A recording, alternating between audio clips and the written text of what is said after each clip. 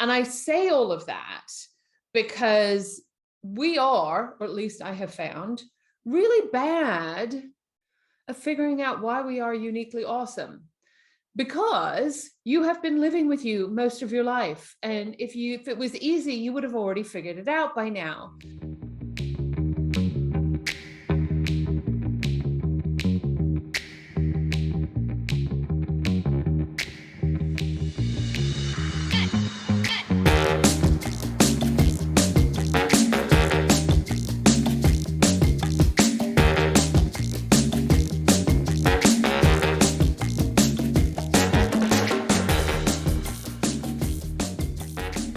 So other logistics that you should know, we're going to go for about 30 minutes today.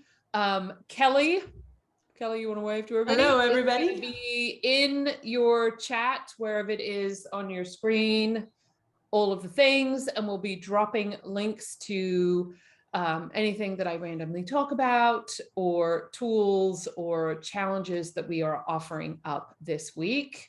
And it is great to see all of you all again. I'd love to see your faces. It makes it really hard to do this to the blank screen, but we will keep going. Okay, so today's show is all about how to find out why you're awesome, how to really, more importantly, ask other people. And I say all of that because we are, or at least I have found, really bad of figuring out why we are uniquely awesome, because you have been living with you most of your life. And if it was easy, you would have already figured it out by now. And so I sit here and I go, why stress about figuring it out for yourself if you haven't figured it out running around? Plus, and I know you have all heard me say this, but a couple of bazillion times, every decision made about you and your opportunity is made in a room that you're not in, which means that somebody else has an opinion about why you are awesome. Because if you are not on, well, I'm taking a wild stab that somebody at some point has chosen you, which means somebody out there thinks the future you is amazing. And they are the ones that really matter. Because if you think about when somebody's choosing you, friendship, colleague, job, promotion, opportunity does not matter.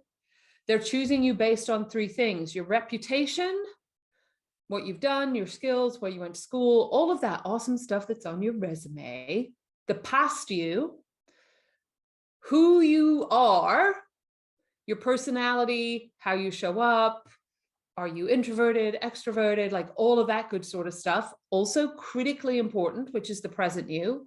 And I would argue both the past you and the present you cannot be changed. We know why we can't change the past, and try as I may to not have curly hair, my personality has curly hair. It doesn't go anywhere. It's never going to go anywhere. Even though I've put all sorts of crazy chemicals on it, not going to happen. I am a bouncy, jolly, curly head girl, and have been since I was the size of a peanut. But most importantly, the thing that they're choosing is the future you. It's their belief in the person you are going to be tomorrow. So as you are thinking about how to describe why you're awesome, while it is 100% about you, it is not actually about you at all. It's about how others perceive you that matters.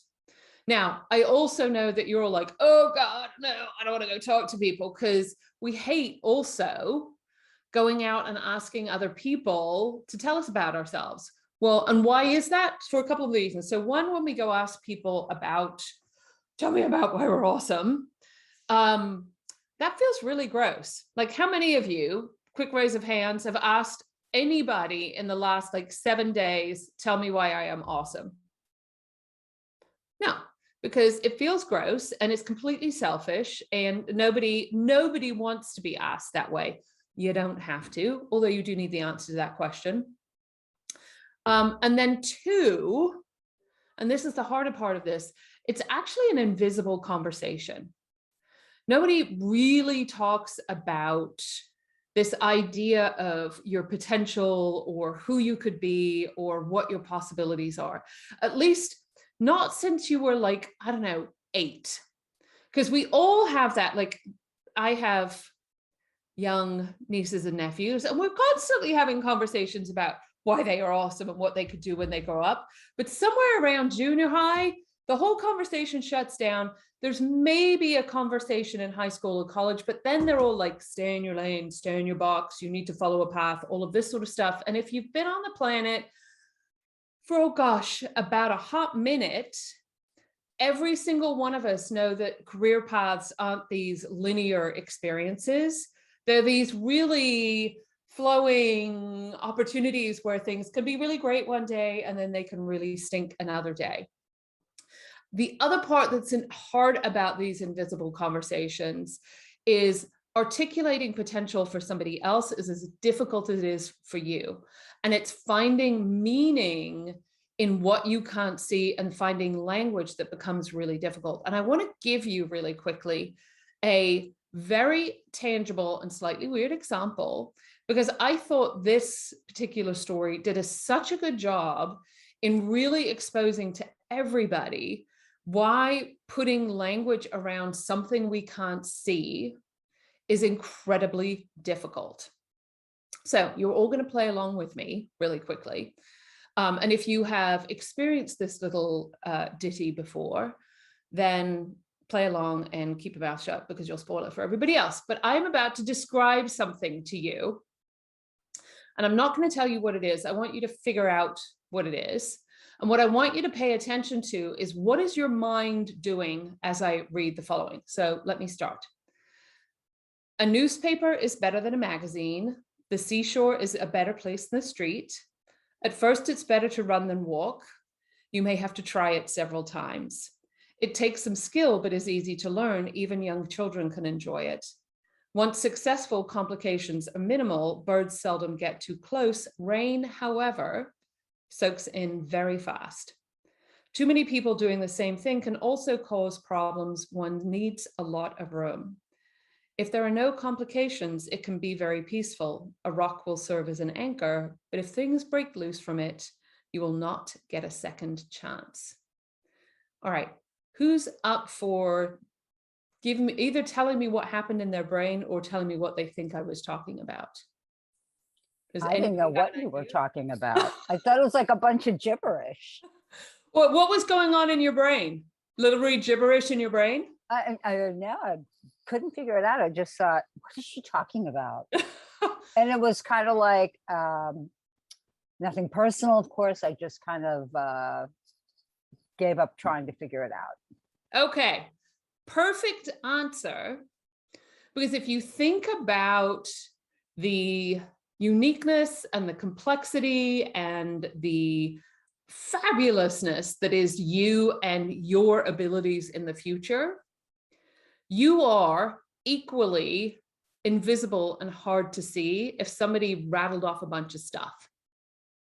Now I want to give you one word, and I want you to see what happens in your brain when one word anchors something. And my one word for you is kite.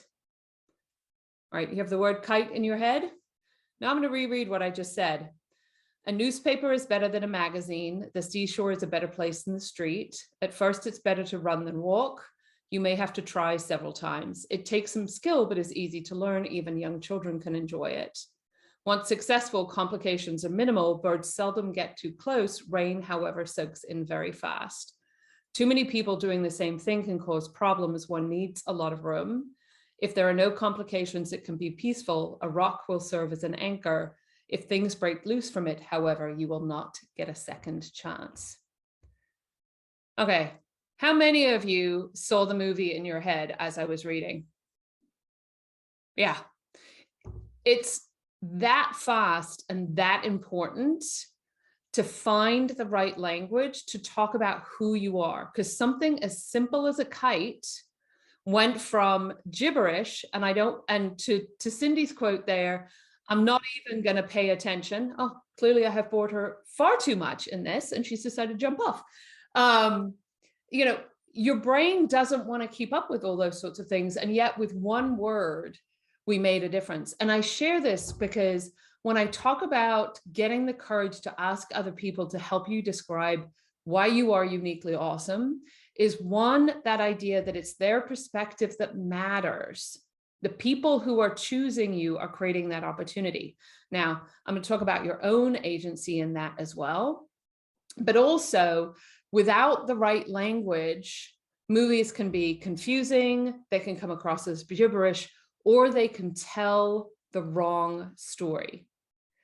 And when I think about all of the people that I work offline and don't talk to, like when I do personal one-on-ones after the show, what we uncover 99 times out of 100 is that the story that they think they're telling and that the story they are telling and how it's being perceived are different.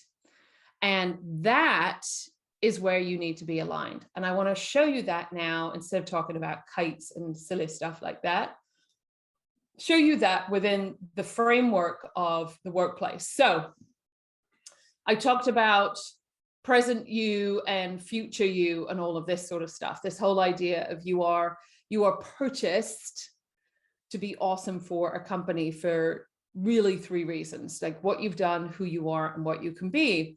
Now, you decide to offer up your time for 2 things. One, does your work matter? Are you seeing results, satisfaction, recognition, all of that good sort of stuff in the work that you're doing? And are you seeing growth opportunity? Is this intellectually interesting to you? And whatever you define as intellectually interesting. Are you getting to build a thing? Are you getting to grow a thing? Are you getting to learn a new thing? Doesn't matter. So when you are coming to the transaction of choice, and this is what I mean by having agency about what you want to offer and what is that thing, the product of you, the thing that you are offering up to your colleagues, your team, your boss, your vendors, your partners, your customers, everyone, is a combination of your results, of what you want to offer is a combination of, is this going to matter? And is this going to have me learn and grow? And on the other side of that equation, you have the choosers. So these are the customers, the bosses, the colleagues, that will have you, who are looking for results and also need to understand that they can see that you are agile and you have potential and you have vision. So when you think about that as a whole, what the equation comes down to is does what you have to offer, which is a combination of do I matter and what can I do in this situation, equal, or actually I would say that what you offer should be greater than, but is it equal what somebody wants you for over compensation? And if you put mathematics to that, if what you have to offer equals what somebody wants from you over 1, your compensation, whatever compensation is, that all calculates out to 1, then everybody wins. And I'm gonna use another really clear example here for just a second. I want you all to think about who your best friend is. So not work stuff at all. Who is your best friend in the whole wide world? Tell me if the equation doesn't work out. Do you, when it comes to your best friend, know that she is choosing you for exactly who you are, or he is choosing you for exactly who you are, or they, whatever gender your best friend is, doesn't matter. Is the other person choosing you for exactly who you are and excited and curious and believes in the future you? And is what you are offering to your best friend absolutely who you are, and you are excited and curious about what you can do with each other? Think about the equation with your best friend. Think about, like, technically this is what marriage should look like. I'm not sure that it's an equal thing there all the time, but that's the equation.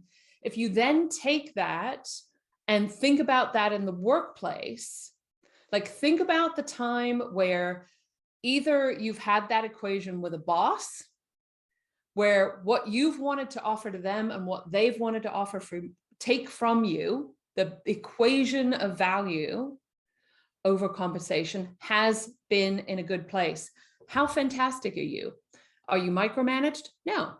Are you given terrible performance reviews? No. Are you excited and curious about what you're going to do? Yes. Are you feeling like you're learning and growing? Yes. Like all of the things. Same thing with your colleagues. I don't know about the rest of you, but I've absolutely been on teams and been in opportunities where I'm all like, doom, doom, high five, low five. I trust you, you trust me, we know where we're going, we know what we're all bringing to the table. And that's the equation to optimize for, which then means, well, actually, let me stop for a second. Does anybody go, no, that equation doesn't work out? Or is everybody kind of going, oh, yeah, it's exactly that equation? Yeah, it's exactly. And you sit here and like, we've all been told, I think, a bit of a lie. We've all been told that the measure of success is title and compensation. And those are the things that, like, power is the thing to optimize for.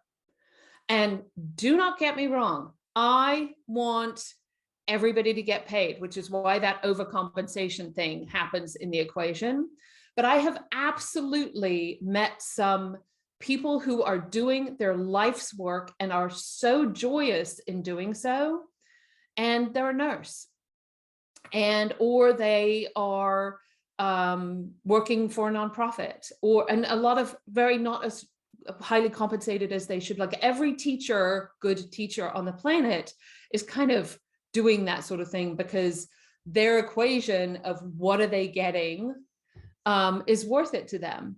And the story is if you want joy in your work, it's actually maximizing for that rather than just compensation and title, because compensation and title end up being impossible mountains that never have a top.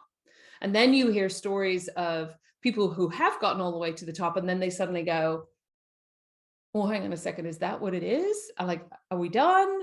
Like, oh my God, like what next? I mean, that's not the journey, right? And I sit here and I go, if you can just head to that equation for whatever is happening in your life right now, and whatever might be, you might be early in your career, you might be going through a pivot, you might be heading towards retirement. Awesome. That's the equation to actually start thinking about. And so how do you unpack all of that? You start to say, okay, well, how do I do the math to maximize the equation for me? And the first question comes is, you remember I talked about what is the product of you and how is it satisfying you and what are you excited and curious about? That's the place to start. I always tell people to start there. It's also why when I talk about Cinderella and the fairy godmother, the first question that the fairy godmother understood was, where did Cinderella wanted to go? The ball. And so she helped her head in that direction. So I spent, what was that? Oh God, nearly 20 minutes just talking about this, because it is so important to actually figure out what do you want and where do you want to go first before you start worrying about personal brand, before you start worrying about an elevator pitch, before you start worrying about what's written on your resume, because by the way, not very helpful, but separate conversation, watch a different show, before you start worrying about how do I interview for things, because you need to believe in the product of you, because if you do not, no one will buy it from you. Or if you try to fake it, people will call you out and you won't get the job either. This is such a core tenet on it. Okay, so how do you start doing this? I've got all sorts of goodies to talk through with today. Okay, so what are the key questions that I want you guys to ask as you are going to find out why you are uniquely awesome and the things that you want to find out for people? So one, what am I known for being good at doing? I want you to stop asking, what am I good at? Can you give me some feedback on my performance? Oh my God, when you're asking somebody for feedback on your performance, you're basically asking them to critique you and not talk about your potential. And so when you ask the question, what am I known for being good at doing? Ask them to tell a story to describe when you are being your best self. It's one of my favorite questions. My second favorite question to ask from your network about who the future you could be is, how are you ambitious for me? Really powerful question, because one, you are going to hear what potential other people see in you. And I love this question with my clients, because people either cry because they go, oh my God, I feel seen, or they get fired up as all get out because they're like, hang on a second, I could do that because somebody else believes in them. But ultimately, this question will start to give you ideas into your potential. And then the last question, which is another favorite of mine, is what 4 words would you use to describe me? So why is this one important? So you remember the kite exercise I did at the beginning? That's going to give you your kite words, because I'm going to go back as well to my conversation about your best friend. If I asked you to describe your best friend to me, you would tell me one sentence. You would tell me really one thing, because that's what we do for each other. And again, coming all the way back to the every decision made about you is made in a room that you're not in. When they're talking about you, they are saying one thing. Now, I know I just said your question should be, what 4 words would you use to describe me? The 4 words are going to tell you what boxes they are currently putting you in. What are the words? If somebody said, oh, describe Samara or Aaron or Debbie or Lindsay, their gut instinct, what you're looking for in those words are patterns. Now, with the caveat that if anybody says to you, well, what words would you use to describe me, or what 4 words? If they say you're really good at getting shit done, how many of you know what the Joanna response to that statement is? Have we had anybody at the show before? No. Oh, Aaron, it's nice to see you back. So just as a reminder, as we've got a bunch of awesome lady people, and this actually goes to the fellows too, if you are known for getting shit done, you will be given shit to do. You are not a robot. You are this brilliant, sentient creature whose value is actually anchored in how you think, not what you do. When somebody tells you you are great at getting shit done, enjoy the moment, because you are fantastic and clearly they like you. But what they actually like is how you get things done. You are trusted to get things done. And what you need to find out is, what is your how rather than the result. Because if you're optimizing for the result, you are optimizing for productivity, and productivity makes you like a machine. You are not a machine. It's actually your ability to think in the future that makes you valuable. So use the 4-word exercise and look for patterns. And it's in looking for patterns that will actually create some of the language that is incredibly useful to you. Okay, so those are your 3 questions. My next step in this is, now you know what to ask, who do you ask? Now, obviously, people you have worked for and worked with are ideal candidates for this. I also recommend for those of you, because many of us don't just talk to the people that we work for, you'll notice that I've put customers on this list as well. Customers, vendors, partners are sometimes the most valuable resource for language and insights into why you are uniquely awesome and how to see that. Often I find, because there's not fear of, oh my God, they might be quitting, or I need to give them feedback, or it's my job to critique something, they actually give you much more interesting answers. And because they have the diversity of, they don't live in your bubble of your world, they can give you a different perspective. Just a reminder, a diverse perspective is what we all want. But you'll also notice that I've got 2 other characters on here. One is what I call mirrors, and the other is what I call amplifiers. Now, mirrors are those awesome people, sometimes a little painfully, sometimes in a fabulous way, who hold up a mirror to you and say, this is what I see. And my guess is when we were talking about best friends the other day, your best friend is probably the best mirror for you out there. Now, the question I have for you is, who is your professional mirror? And do you have one? So if you do, they're a really great person to ask. And then the second one is amplifiers. And amplifiers are the people who have either already spoken about you in a room that you're not in. They have given you promotions in the past. They have recommended you to people. They're also those people who are like, you know, you'd be really great at. Anybody who has acted like that teacher you had in probably like 4th grade who would be like, you would be really great at. Find those people and let them talk. And here's, I would also say, even if you don't know them very well, they're a fantastic person to ask. I talk to people all day, every day. I'm like the amplifier on crack most of the time, because I can't not hear people's potential. It's part of why I do what I do. And I barely know most of the people I talk to. I'm like, oh my God, here's the opportunity. You should do this and you should do that.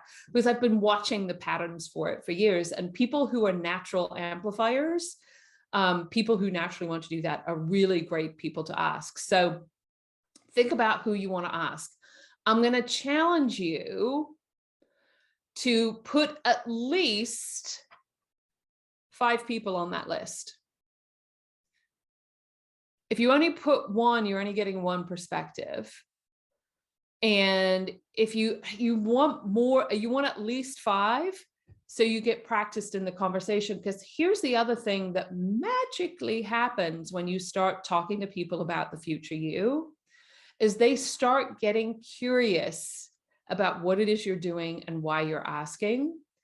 And I think I can confidently say that absolutely every single client that has worked with me, because we make them do this, whether they like it or not, we actually do it for them. Just in the act of asking somebody to be their amplifier for them, to actually be part of the process for them, has opened up conversations. And I'd say about 70% of those conversations have actually converted into a job at the end of the day for those people who are job searching. For the people who are coming to us because they're like, I want to play a bigger game in the office, it then also builds deeper and richer relationships across the office. It's a magical thing to do. Then I'm sure you're like, yeah, Joanna, that's fine. You just say, I can ask somebody, no big deal. Well, what do you say? I've written you a template. This is not rocket science, folks. It's really, really simple. Dear whatever their name is, I have decided to take this year to take charge of the future me. And yes, we're in August, doesn't matter. Still do this. What does this mean? Instead of reacting to everything happening around me, I'm going to proactively ask questions like, what are my ambitions? How can I have impact? What new things do I need to learn? And many more.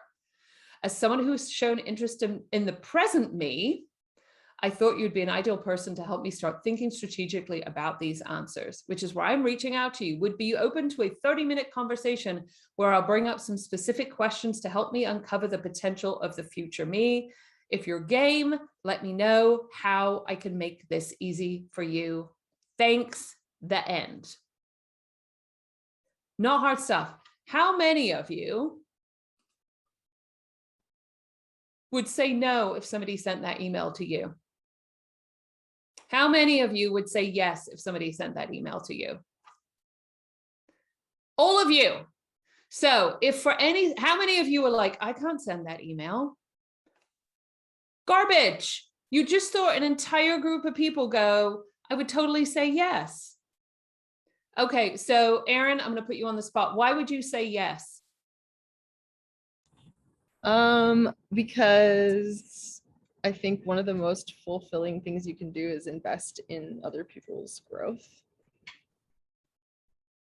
So you remember at the beginning, I know it's a fantastic answer. At the beginning, I talked about why does it feel like, why do we hate doing this? Why do we feel weird? It's because it feels like a selfish act. But I'm not done with you, Erin. You're going to have to come back off mute. Why? So you said it feels like investing other people. Doesn't it actually feel great when somebody asks you and then you're able to give them advice? Yeah, for sure. And isn't it even better when somebody asks you, you get advice, and then they take their advice and do something about it? Yeah. It's like the coaching. best. It is the best. It Yeah. literally is the best. And I sit here, and Lindsay, I saw you put your hand up saying, oh, I don't want to do that. Because my guess is that little asshole voice in your head is going, no, no, no, they will judge you. How dare you think about all of that? Right?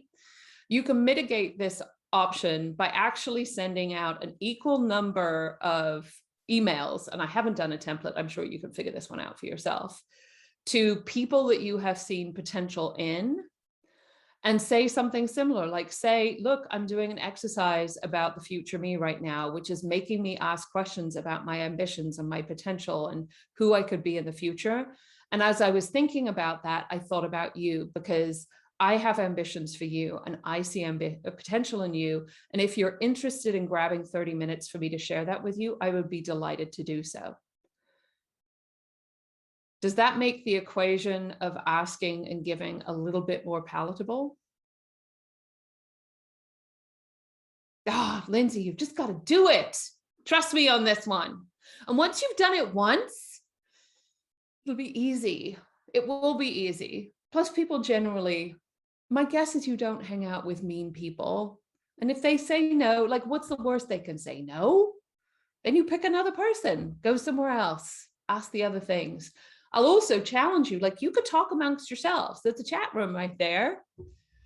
Set up a 30-minute conversation, have the conversation with somebody, because actually going to somebody who's never seen who you are and what you do and talking to them about who you are and what you do and seeing how they see your potential might be a really interesting exercise. You can ask anybody. I am prone to ask all sorts of crazy people. I ask people for myself all the time.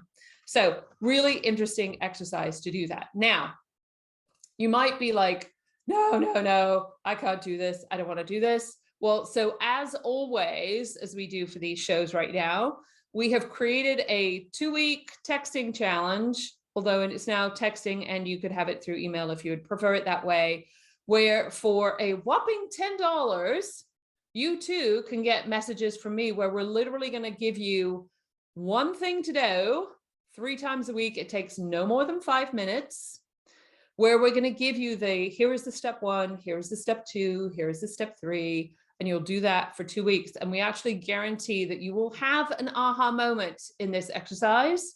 We had somebody in the last 2 weeks one, within the first, I think the first 2 texts came back and she was like, well, damn, I had my aha moment. I was like, told ya. You will have a moment where you will go, ah, damn it, this is what I should do. And we are there to support you. And yes, I text back and I go, do it, do it, do it. So it's almost like you've got the little voice in your head going, no, no, no. And you have a little me in the other ear going, yes, yes, yes. So if you want help, we are here to do that for you as well. But I come back to this last slide just to wrap up the show today, for you to think about the future you just for yourself, and use this as a cheat sheet for when you are having conversations with the people who want to amplify the future you or can help you with the language, because this then becomes almost a guide for the questions that you can ask, and you can fill in all of the boxes. Because if you are just getting productivity and results answers, well, that is too much of the you are a machine and you're just here to do things, when you want as equal amount of the agility, potential, and vision answers, both for the people who choose you and for what you want as well. Because satisfaction and recognition, like, does my work matter, is important, but is there growth? Is there opportunity? Am I intellectually interested in what I'm going to do? Is just as important for you. And so you actually want to fill in all 4 boxes. What's important to me? What's important to them? And it's in the combination of the 2 that you create your balance, and your boss becomes maybe not your best friend, but you get to be like best friends. And I know that for me, that's what I aspire to as a boss. And I know that's what I want from my bosses. And that's when work stops being hard and starts being fun. So that is today's show today. We are going to send the graphic and the template in the follow-up email. Sorry, Kelly, I know I threw that you at the 11th hour. I changed my mind as always. But before we roll on to anything else, Kelly, you get to make the big announcement. The big announcement. Fantastic. Today's winner is Aaron Coons. Go, Aaron. Excited. Kelly's going to be sending you information on how to get your one-on-one sessions. For those of you that don't know, we do a half-hour one-on-one session with me. We do make you go through the Joanna assessment program, because I am not going to talk to somebody until we have done the market research on you. So Aaron, too bad. We're going to have to ask some questions. So instructions on that will be forthcoming. So that is the show today. We are going to let all of the folks on YouTube or who might be watching on other platforms, we're going to say goodbye to you. Subscribe down below if you want to get notified of future shows. For those of you who are here because you've stuck around and some of you have won, we are now going to stop the recording and move to open Q&A.